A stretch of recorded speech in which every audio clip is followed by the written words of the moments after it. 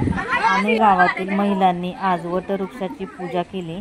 या वटपौर्णिमेच्या सणाबद्दल आपण डिटेल समजून घेऊ।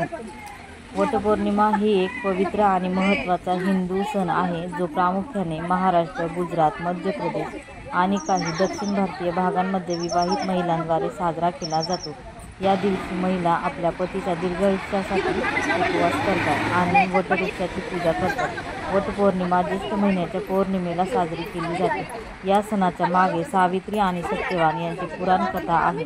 सावित्रीने आपल्या पती सत्यवानाचे प्राण यमधर्मराजाकडून परत मिळवले होते। तिच्या श्रद्धा, निष्ठा आणि तपामुळे म्हणूनच विवाहित स्त्रिया वटपौर्णिमेला वडाच्या झाडाची पूजा करून पतीस दीर्घायुष्य लाभावे यासाठी व्रत करतात। वटवृक्ष हे अक्षय वट मानले जाते, म्हणजे अनंत काळ टिकणारे। त्याला ब्रह्म, विष्णू आणि महेश या त्रिदेवांचा वास मानला जातो, त्यामुळे या विशेष फलदायी मानली जाते।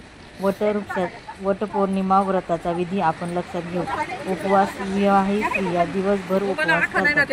स्नान व पूजा: सकाळी लवकर उठून स्नान करून साज शृंगार करतात। वटवृक्षाची पूजा: झाडाभोवती कापसाचा दोरा गुंडाळून त्याची 7 किंवा 11 वेळा प्रदक्षिणा घालतात। पूजेचं साहित्य: त्यात लाल वस्त्र, फळे, फुले, अक्षता, धूप, दीप, नैवेद्य। सावित्री सत्यवान कथा: व्रताच्या वेळी सावित्री सत्यवानाची कथा ऐकली जाते किंवा वाचली जाते। आशीर्वाद: वृद्ध महिलांकडून आशीर्वाद घेतले जातात आणि सुहागचिन्हे दिली जातात।